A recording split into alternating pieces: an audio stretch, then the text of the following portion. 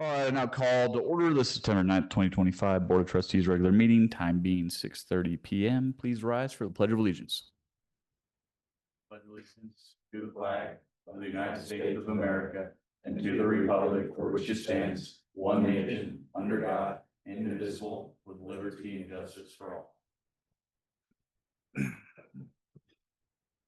Ms. Clerk, will you take a roll call, please? Trustee Wiegand, Here. Trustee Cannon, Here. Trustee Daly, Trustee Moyer, here, Trustee Teets, Mayor Pro Tem Mason, Here. Mayor Shosse. Here. Mayor, you have a quorum. Thank you. Are there any amendments to the agenda this evening? Any conflicts of interest with the agenda this evening? No. All right, now it's time for public comment. Members of the public wishing to speak will be given 3 minutes. Please state your name for the record and we're signing the sheet behind the podium. All right, no public comment. On to our first presentation. It's going to be our 2025 Q2 Treasurer's Report. Mr. Nick Redavid, our Treasurer and Finance Director, will present on this item. Good evening, Mayor and Trustees. As the Mayor just said, I am Nick Redavid, Finance Director and Town Treasurer. Thank you for your time tonight. In tonight's presentation, I will cover revenues and expenditures as compared to the adopted budget for the first half of the year as we review the Treasurer's Report through the second quarter of fiscal year 2025. While questions were requested in advance and having received none, I will do my best to answer any questions following the presentation or will provide responses to the board in a timely manner. I'd like to first give a brief update from the Finance Department. Several projects are underway and the team is keeping very busy. First and most importantly, the audit of financial statements for financial year 2024 is picking up speed as our consultant, Don Rhodes, who continues to be a consistent and reliable resource for the town, is finalizing our year-end journal entries and capital asset depreciation records.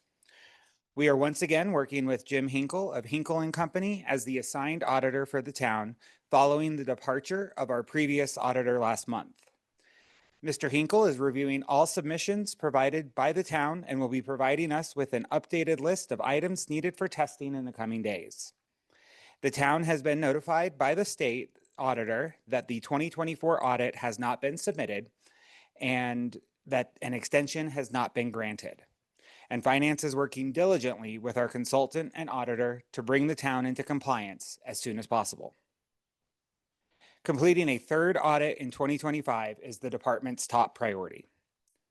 Also in the works is an overhaul of the town's finance policies, bringing all policies for purchasing, fund balance, emergency procurement, and more into one centralized financial management policy in alignment with standards and best practices. The first draft has been reviewed by the Finance Advisory Board, and their input, as well as input from department leadership and the town attorney, have been included in the draft that will be presented to the board later this month. The budget development process for fiscal year 2026 is also well underway. An update on the fee schedule, personnel, benefits, and operating expenditures will be shared with the board at next week's work session. Revenues and capital expenditure requests are still in process and will be shared at a later date. However, the town has received the initial property tax assessments from the county, and we are currently projecting an $80,000 increase in property tax revenue next year. The Finance Department recently reviewed quotes for solid waste and recycling services, as well as portable toilet services provided to the town with the assistance of staff from Public Works, Parks and Recreation, Building, and the water treatment and water reclamation facilities. Our current portable toilet vendor has indicated they cannot meet town expectations next year, and this provided an opportunity to request quotes for both services from current and new vendors. Final selection and more information should be ready by next week's meeting as well. And one last update on the equal payment program for water volume charges successfully launched at the beginning of July. And as of today, there are 38 active municipal utility accounts enrolled. Prior to moving into the Treasurer's Report, as always, I'll start by reminding that governmental accounting governmental accounting standards allow for prior period adjustments, and as such, there may be differences in this report that were not contained in previous reporting. These standards ensure that financial statements present a true and fair view of the town's financial position and performance. Governmental accounting uses the modified accrual basis of accounting, in which revenue is recognized when it is both measurable and available, and expenditures are recognized when the related liability is incurred. The information provided tonight comes from financial reports generated on August 25th, and my apologies for the incorrect date stated on the previous overview slide. Operating revenues in the general fund at the end of the second quarter look drastically different than the first quarter, as expected, as all property tax revenue delayed by the county due to the status of prior year's audits has been dispersed to the town. The property tax revenue reflected here is the cash that has been received through the current revenue period of May, including funds from 2023 and 2024. In terms of funds for 2025, property tax revenue is up 15.4% year to date over budget, due primarily to disbursement timing. Water, sewer, and park fund revenues are under budget year to date due to the slowdown in development and significantly decreased impact and tap fee revenue from not meeting building permit projections. Sales tax, on the other hand, as you'll see in a couple of slides, is trending up, which is a bit of an anomaly across smaller municipalities in Colorado, thanks in large part to goods that are delivered to residents that generate sales tax for the town. User fee revenues in the water and sewer funds are on pace, are on or exceeding pace for the year, and recreation program fees are nearly 35% ahead of projections, and investment earnings remain strong. Operating expenditures remain under budget year to date, with the obvious exception of the drainage fund. The Box Elder Basin Regional Stormwater Authority annual payment takes place in the second quarter, which is the largest expenditure in the fund. The water fund's largest operating expense will occur in the fourth quarter, being, of course, the payment to North Poudre Irrigation Company. The second quarter Larimer County Sheriff's Office payment was made following the report generation date and is on pace at 50% of annual expenditures. Wages and salaries across all departments are 10 to 20% of budgeted expenses due to vacancies and filling open positions throughout the year, such as the much needed mid-year hire of an IT manager. Operating revenues in each of the governmental funds, general, street, and park, by category is reflected here as of June 30th. These funds are supported predominantly by property and or sales and use tax.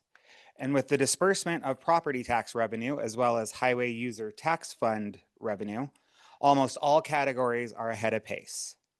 The park fund does not receive property tax revenue, and while sales tax revenue is on pace, year to date at 50%, the use tax on building materials and motor vehicles and open space sales tax are underperforming.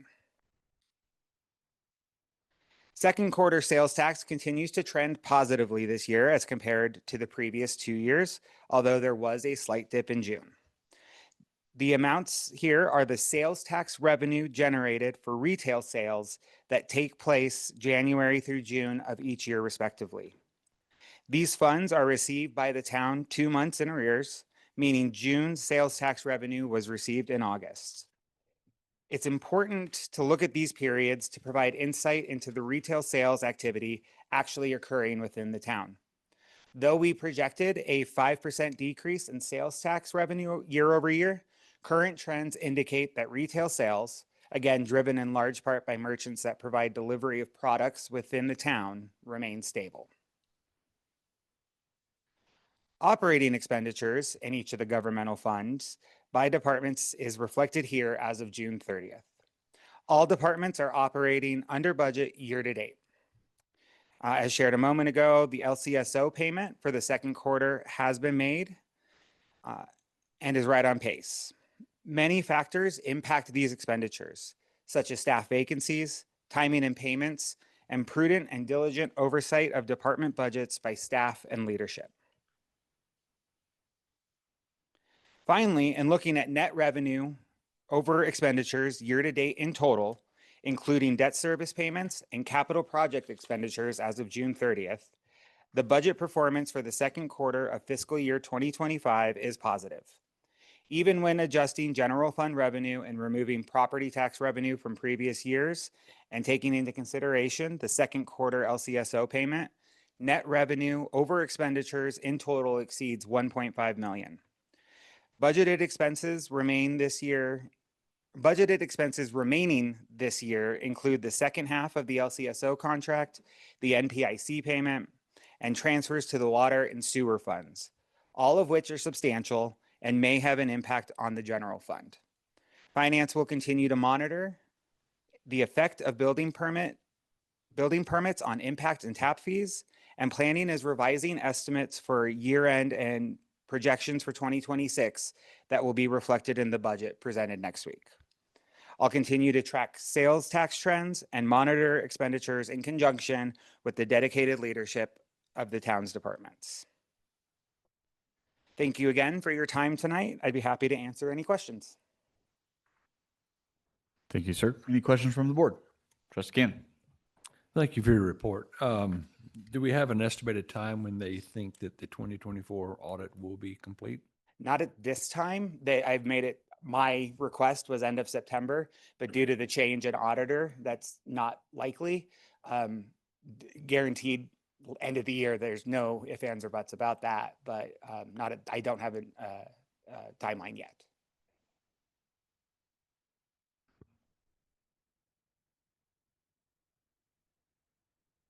Thank you, Mr. Redavid. I definitely appreciate that building permits and impact fees obviously have been down, and I really appreciate you guys getting that addressed as far as projections going forward. I think I was definitely concerned that maybe some of those numbers seemed a little high originally, so I'm very glad that we're taking a second look at that. So other than that, I have no other questions. Thank you.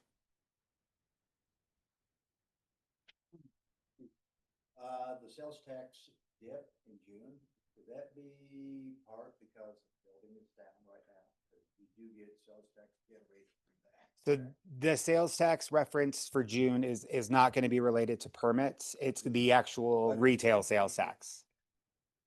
Money off of that too, don't we, from selling materials? That would be our use tax. So that's a separate line item. Okay, thanks. And I appreciate this. It's good to see our town is so, how would you say it, staying within the budget after you're hearing some of the local municipalities around our area now that are way over budget. So appreciate all that hard work you guys do and what the administration has done too. Thank you. Thank you.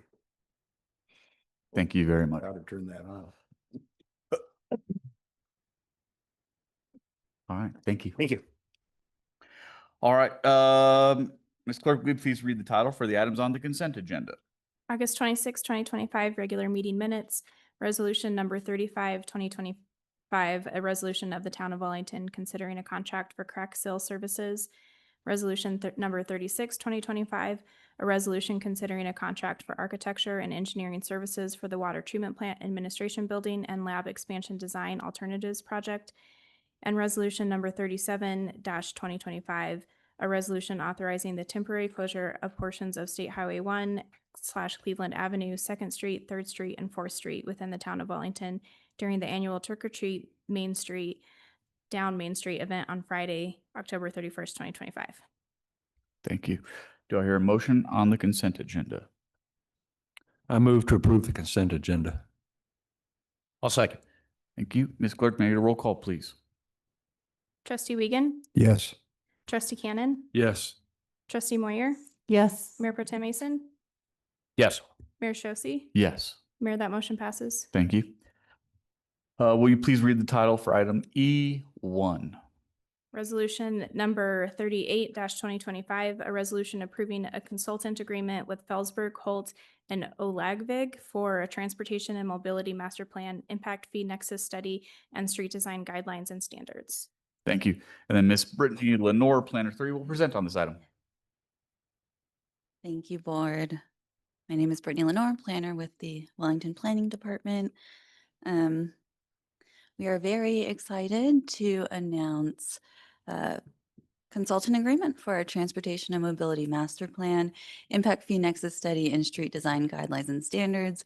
So that's why I wanted to come up and present to you, because it is the first Transportation Master Plan for Wellington. So it is an exciting move.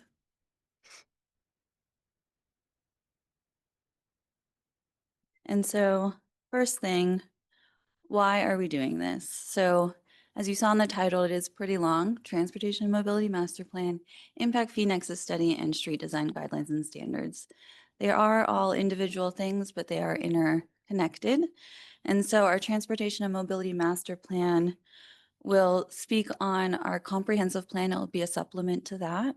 And it will expand the goals that are outlined in the comprehensive plan, specifically related to safe transportation systems, bike and pedestrian infrastructure, and sidewalk connectivity, as well as the board strategic plan goals, including things like our built environment and connectivity, as well as aligning plans for corridors.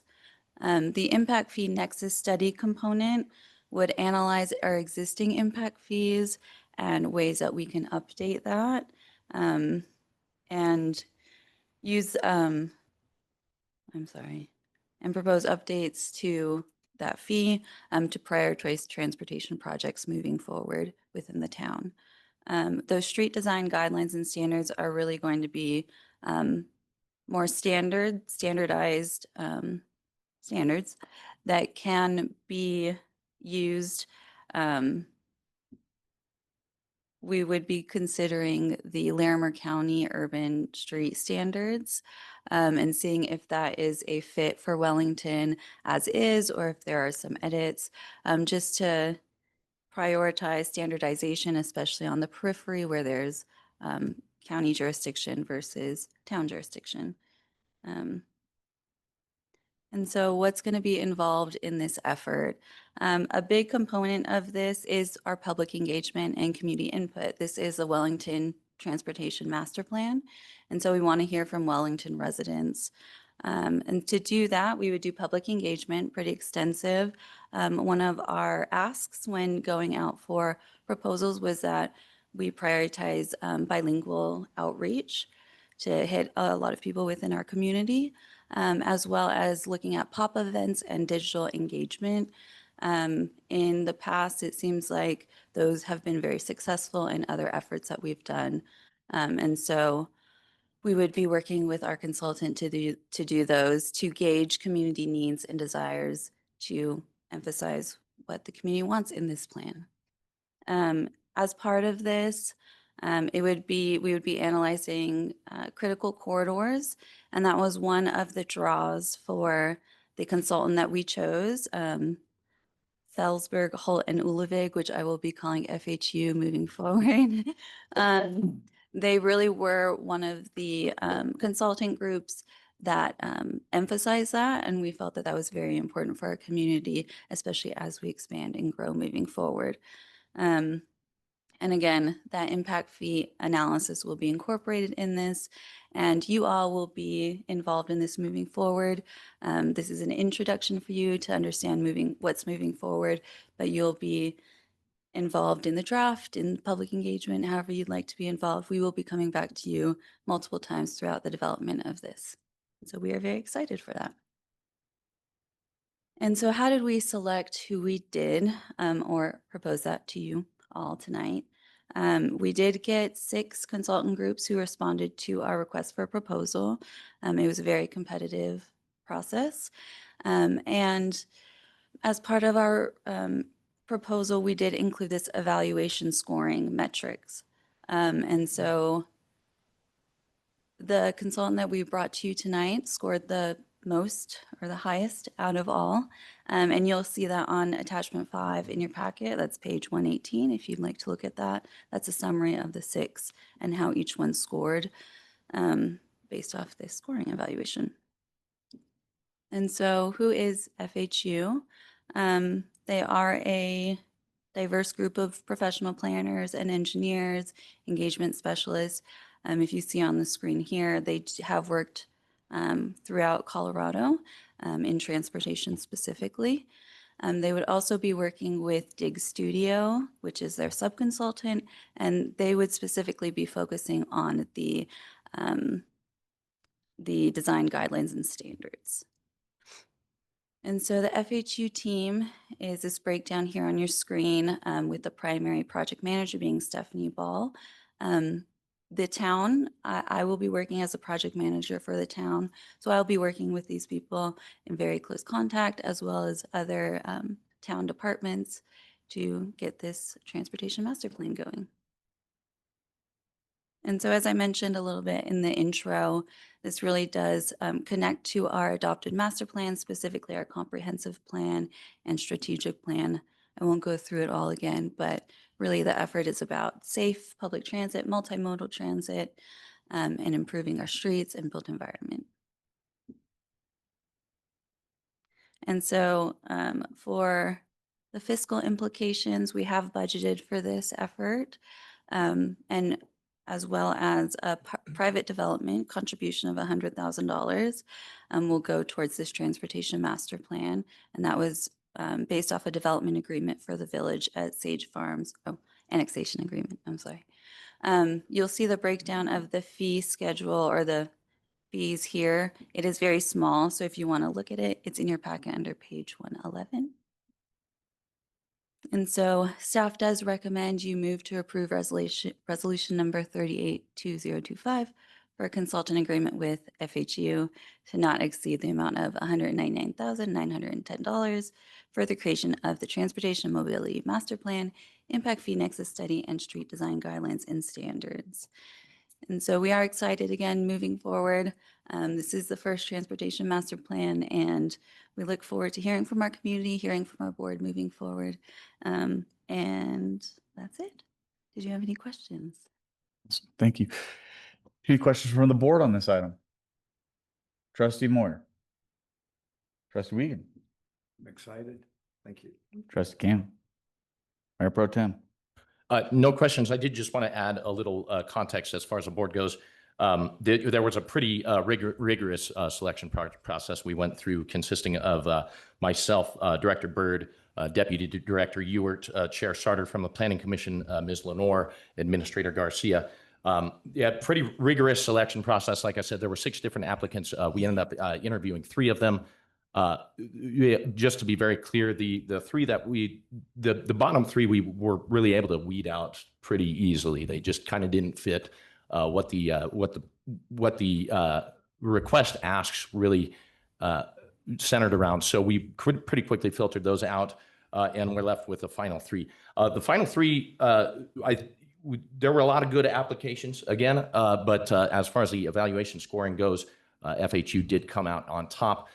They also actually participated with us in our comprehensive plan design a number of years ago. So they're very familiar with Wellington as far as that goes. I think they'd be an excellent choice for this particular project. So just wanted to highlight that for the board. Thank you, sir.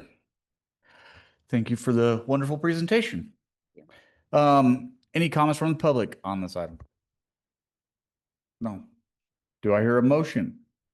I move to approve resolution number 38-2025, approving a consultant agreement with FHU for a transportation and mobility master plan, impact fee nexus study, and street design guidelines and standards for an amount not to exceed $199,910, and authorize town staff to execute the contract on behalf of the town. Second. Thank you. Ms. Clerk, make a roll call, please. Trustee Moyer, Yes.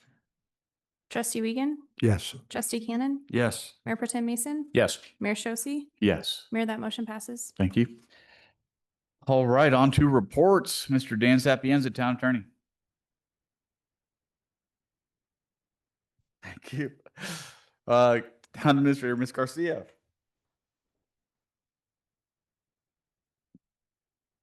to do this.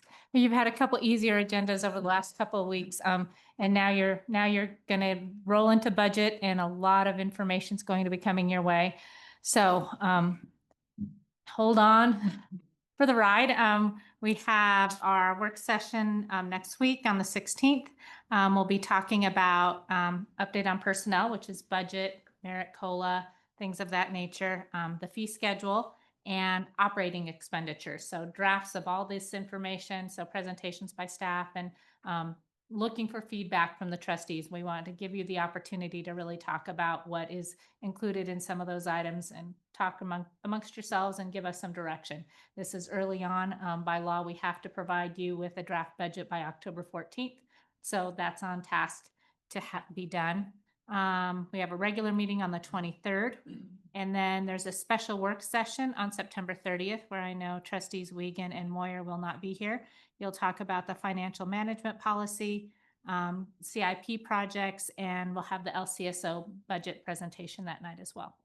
So just a heads up. And also, I understand that there are ribbon cuttings, and I'll send an email out to you on Sunday, September 14th, 2 special ribbon cutting ceremonies celebrating the new murals in downtown. So I'll send information out to all of you on that. So if you would like to attend that, you'll have it on your calendars. Okay. Thank you. Thank you. Staff reports were in the packet. Any board reports? Trustee Moyer. I just want to remind everybody that we are in full swing of fall sports for Wellington Middle High School. And if you don't have a kiddo in a sport, that's okay. If you have a free night, evening, afternoon, just take a look at the schedules on their website and go and support our kiddos. Thanks. Thank you. No report. All right. Having no further business, do I hear a motion to adjourn? All in So moved. favor? Aye. Aye. Now during the regular meeting, time being 6:57 PM.